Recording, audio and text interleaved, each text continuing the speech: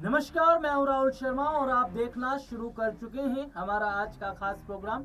और आज के इस प्रोग्राम में हम बात कर रहे हैं बसपा सुप्रीमो मायावती की। साल 2027 में होने वाले विधानसभा चुनाव से पहले बसपा सुप्रीमो मायावती अभी से पार्टी को मजबूत करने में लगी हुई है। यही वजह है कि वो पार्टी के लिए ऐसा उत्तराधिकारी ढूंढ रही हैं जो न सिर्फ पार्टी का नेतृत्व कर सके बल्कि वोट बैंक को भी साध सके। भले ही उन्होंने आकाश आनंद को पार्टी से निकालने के बाद उनके पिता आनंद कुमार को भी नेशनल कोऑर्डिनेटर के पद से हटा दिया हो, लेकिन अब सवाल यह है कि क्या आकाश आनंद से बेहतर उत्तराधिकारी मायावती को यूपी विधानसभा चुनाव से पहले मिल पाएगा या नहीं। लेकिन एक वक्त ऐसा भी था जब मायावती यूपी की राजनीति में न सिर्फ एक्टिव थी बल्कि अपने दम पर बहुमत की सरकार भी बनाई थी। चलिए आपको दिखाते हैं एक विशेष रिपोर्ट। मायावती देश की सबसे ताकतवर महिला नेताओं में से एक हैं। मायावती उत्तर प्रदेश की मुख्यमंत्री रह चुकी हैं और वो बहुजन समाज पार्टी की अध्यक्षा हैं।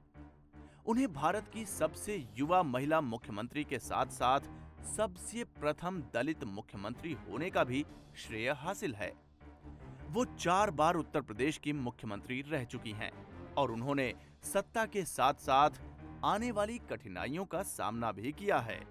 उन्होंने अपने करियर की शुरुआत एक स्कूल शिक्षिका के रूप में की थी, लेकिन कांशी राम की विचारधारा और कर्मठता से प्रभावित होकर उन्होंने राजनीति में प्रवेश किया। उनका राजनैतिक इतिहास काफी सफल रहा है और 2003 में उत्तर प्रदेश के विधानसभा चुनाव हारने के बावजूद उन्होंने सन 2007 में फिर से सत्ता में वापसी की। अपने समर्थकों में बहन जी के नाम से मशहूर मायावती 13 मई 2007 को चौथी बार उत्तर प्रदेश का मुख्यमंत्री बनी और पूरे 5 वर्ष शासन के पश्चात सन 2012 का चुनाव अपनी प्रमुख प्रतिद्वंदी समाजवादी पार्टी से हार गईं।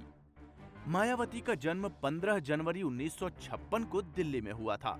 उनकी माता का नाम रामरती और पिता का नाम प्रभु दयाल था।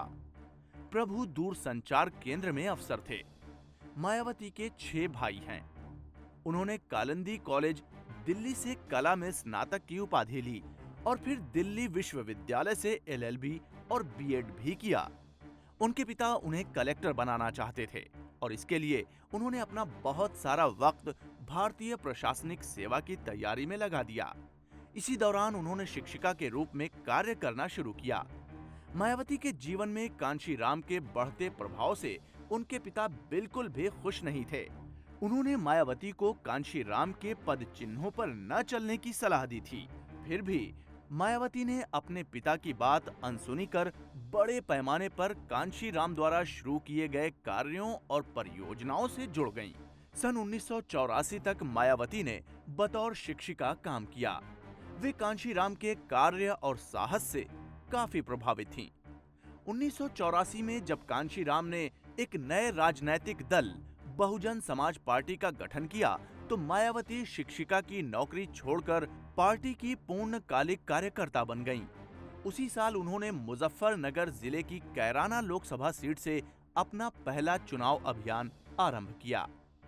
सन 1985 और 1987 में भी उन्होंने लोकसभा चुनाव में कड़ी मेहनत की।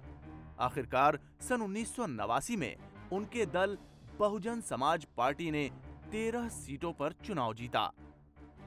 धीरे धीरे पार्टी की पैठ दलितों और पिछड़े वर्गों में बढ़ती गई और सन 1995 में वे उत्तर प्रदेश की गठबंधन सरकार में मुख्यमंत्री बन गईं।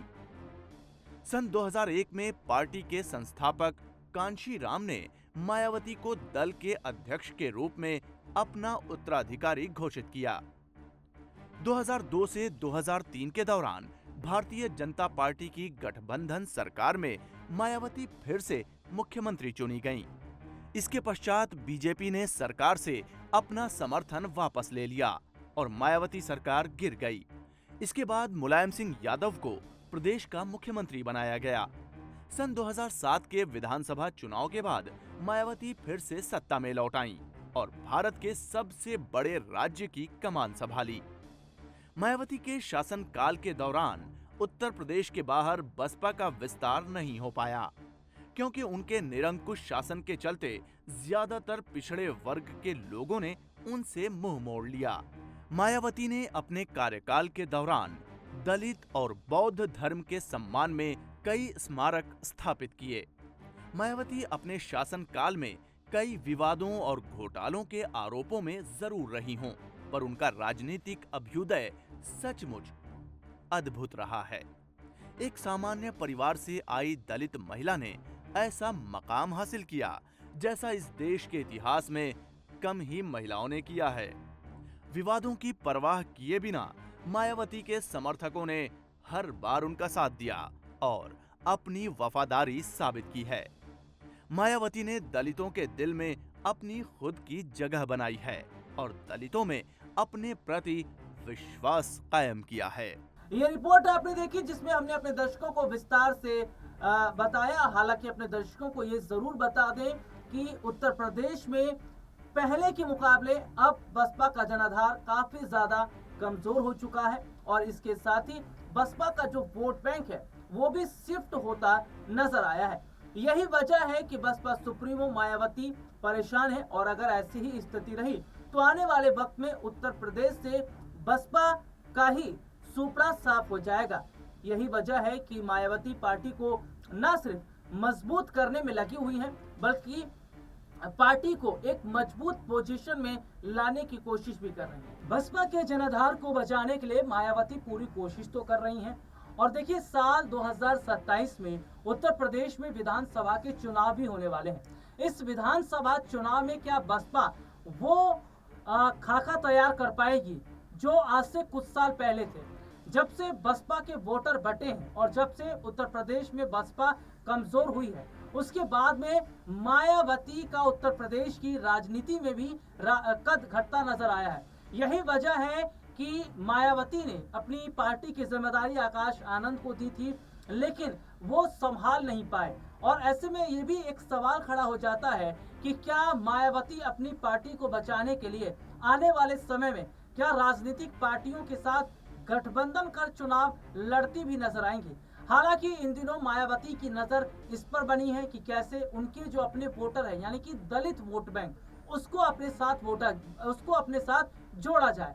दरअसल दलित वोट बैंक जो बट गया है वो चंद्रशेखर आजाद रावण की तरफ आया है जिनकी पार्टी है आजाद समाज पार्टी और ऐसे में देखा जा रहा है कि मायावती को सबसे बड़ा अगर कोई नुकसान किसी ने पहुंचाया है तो वह नगीना से सांसद चंद्रशेखर आजाद रावण।